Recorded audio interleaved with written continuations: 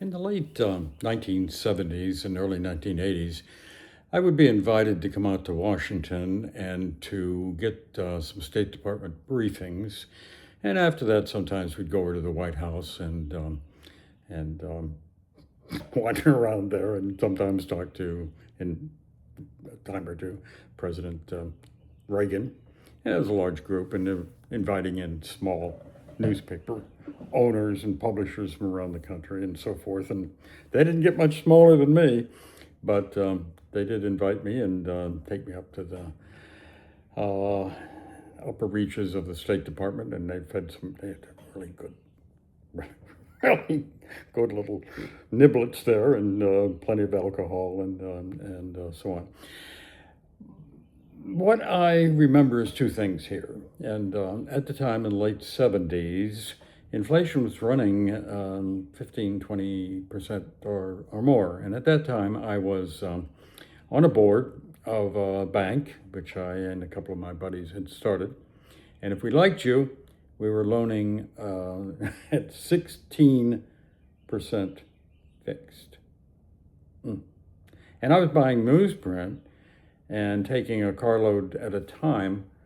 And they were telling me 3 weeks after it had been delivered, and we were pretty well into that load, how much it was. Even though I had a mill contract, they said, well, we don't, it's, in other words, things were really out of hand by the late 70s. And by the way, jumbos, a jumbo CD, which is $100,000 or more, I actually placed one of those on behalf of my corporation with a Denver bank, and I got 22%. 22%. Wow. So it was a mess. Okay, that's one thing I remember. And I remember that they rather glibly said, well, we expect to get this under control by the late 1980s. It took Reagan about 2 years when he came in. He cranked things down. Economy got just perfectly awful. But by the time it was in year 2, year 3, everything was pretty well straightened out. Just like when Mr. Trump came in and everyone said, we can't do anything about the border. It took Mr. Trump not very long before closed the border and got that under control.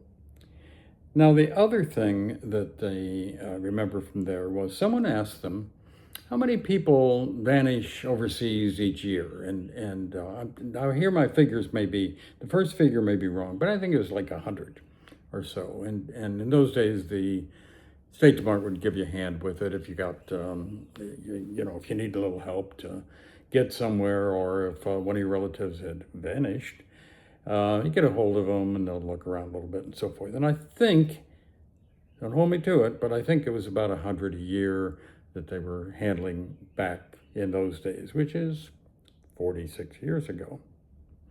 And then the next question was asked was, well, how many of those 100 or so, or however many, how many stayed lost? And they said, and this I do remember, 8.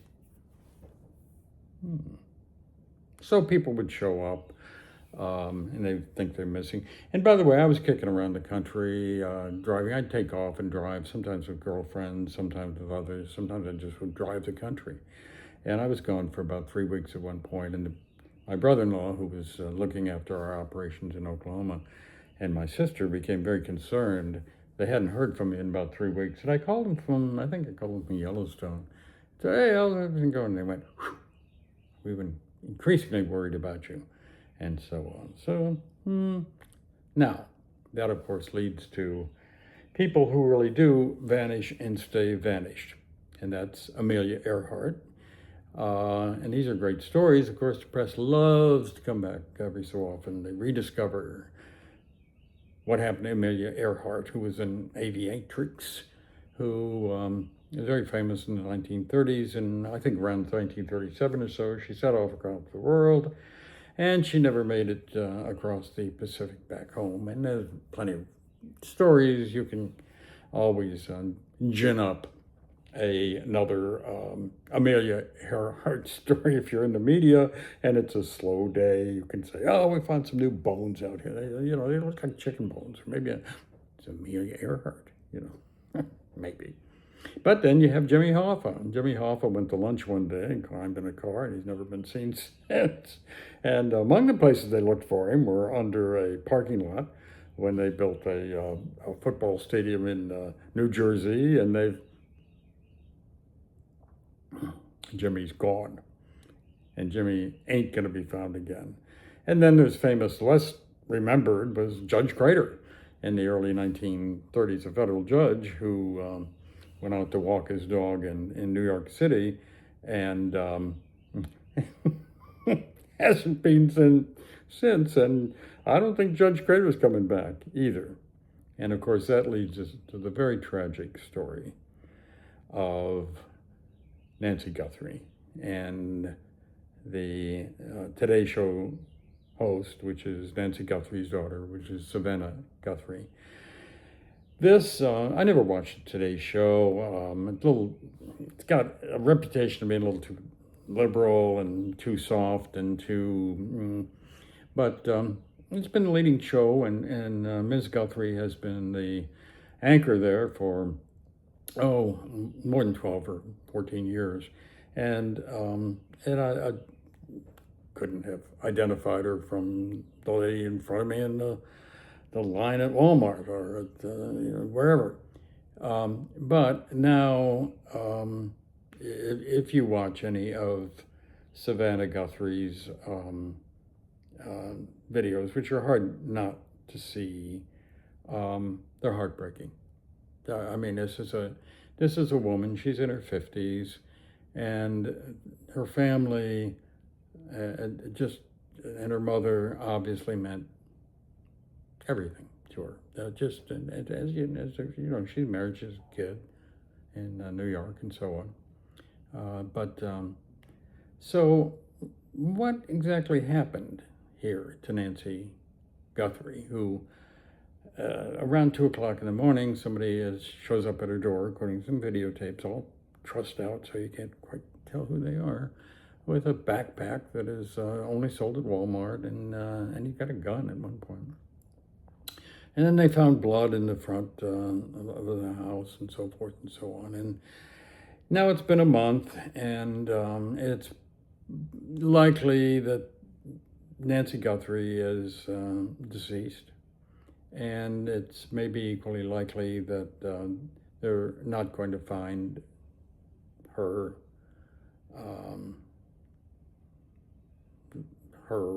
remains. But I don't completely rule out that they won't eventually find out who did it and why they did it and so on. Now, for Shade Tree sleuths, there's some really interesting facts that they haven't shared with us.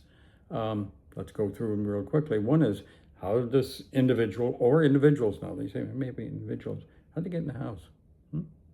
And they also say, they haven't told us what's in the house, although they said, the bed was messed up.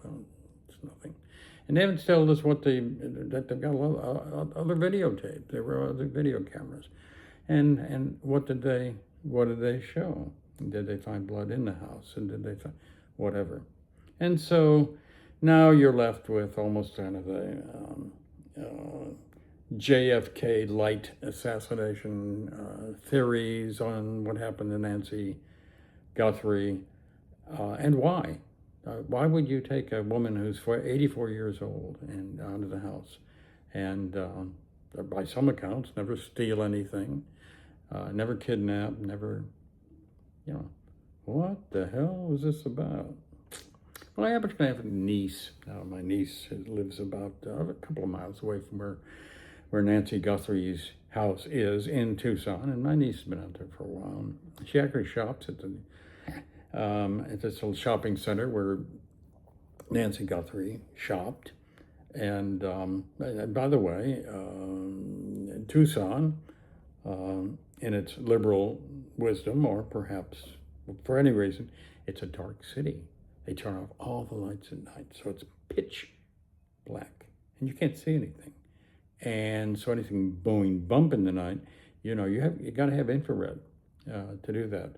And they do have infrared here and there, but I'll tell you what, there's a reason why beginning in the 1600s they had street lamps, and maybe earlier, in London and other cities around the world. And that's because what goes bump in the night doesn't go bump in nightlight. Okay? And there's a reason the cockroaches are under your kitchen sink. It's because it's dark down there and they nobody can see them. So they may well be working on with and closing in on, as they did on this Brian Koberger, who killed 4 students in Moscow, Idaho, and took them a number of weeks to get this fellow. But they had him on the radar for a long time, and so on. And now, they are claiming, we've got people on the radar. Well, maybe they do, maybe they don't. Who knows?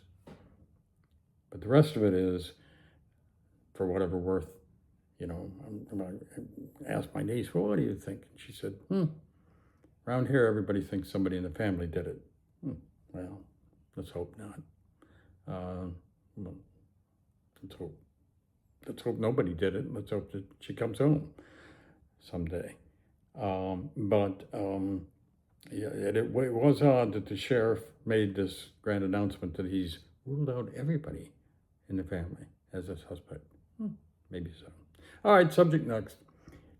Mr. Trump has launched an attack on the nation of Iran, and he's taken out their top leader, and he's probably taken out a lot of the other people as well.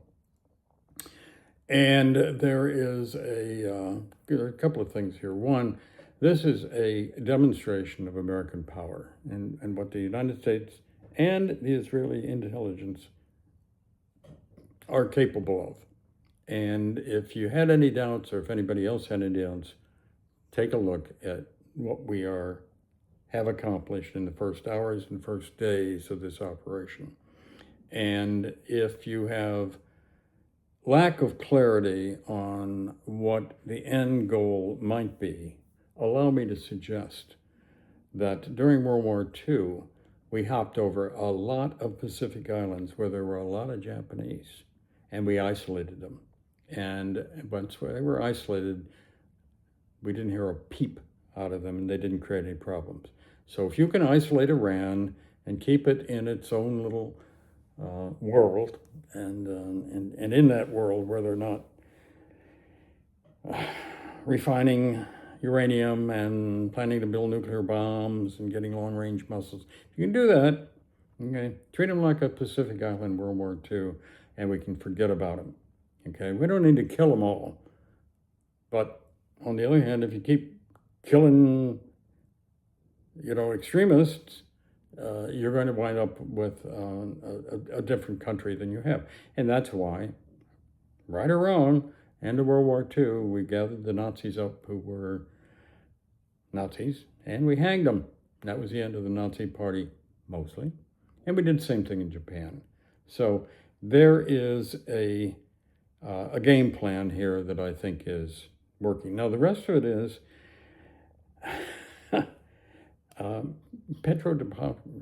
diplomacy. Okay.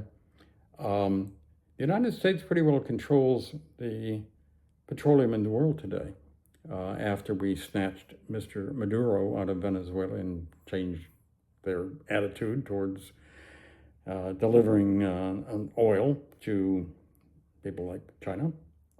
And now we grabbed the rest of the oil out of, or neutralized it in Iran. And that puts China in a situation where they're not sitting there with hoping the sun will be out tomorrow so they get electricity. They are burning coal and they are burning oil, and it is crucial to their economy, and by the way, to the American economy as well.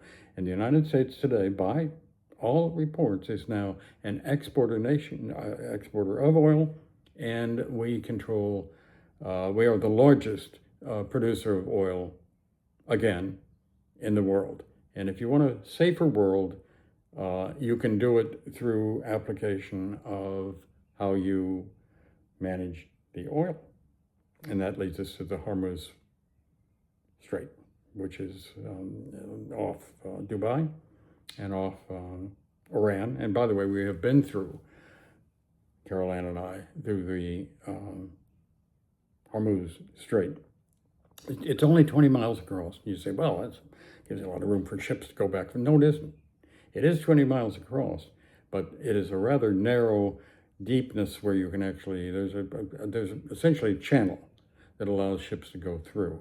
And it is said, and it keeps saying, so I guess it's true, 20% of all the oil exports in this country, in this world rather, go through the Hormuz Straits. By the way, you should look up on a map, Google it if you don't know where it's at, and take a look.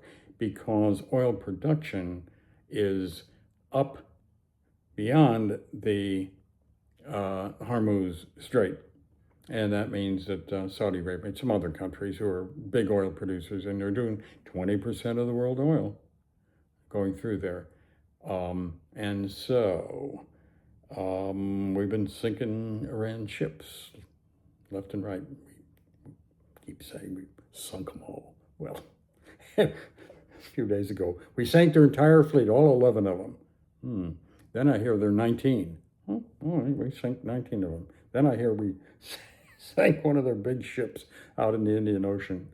So how many more ships they got floating around? Are they building new ships here, or is the press coverage so really bad that those doing the reporting don't know? Look, folks, unless you want these bad guys in Iran to have a long-range missile, which is what they would love to have, and unless you want to put one of those bombs, nuclear bombs that they build, and send them over and destroy the eastern part of the United States and maybe the entire country with nuclear weapons in another year or two, or maybe in another month or two, then you got to go after these guys and you got to take them out. So don't talk to me about, oh dear, I didn't see any threat. The Senator Kane from Virginia is saying, oh, what's the threat here? Hey, pal, hey. The threat is that they're going to get a long-range missile, that they're going to get a nuclear bomb, and that they're going to blow your house, okay, in Virginia, and your office up in Washington, D.C., to kingdom come. We cannot have it. So we needed to go after them. We had to take them out. If we get regime change, fine. If it gets to a point where nobody really wants to, be the new supreme leader there, because every supreme leader who gets there gets killed pretty quickly, and so they don't have leadership. Whatever happens to Iran, we don't care as long as they stop menacing us and the rest of the world, potentially. They got to go. They've got to go. And don't talk to me about, I don't see any threat here yet. Oh, my, oh, goodness gracious. Because the same folks who got up and walked out of Afghanistan and handed Bagram Air Base, ultimately to the Chinese and the Russians. And that's how we kept a real close eye on Russia and others. And that was what Mr. Biden did. And they also handed over large amounts of cash to these Iranian guys, and we can't have it. And I think we're not going to have it. All right, that's it. This is, according to Pete, it's the latest one. Oh, please subscribe. Also, I'm supposed to always ask that.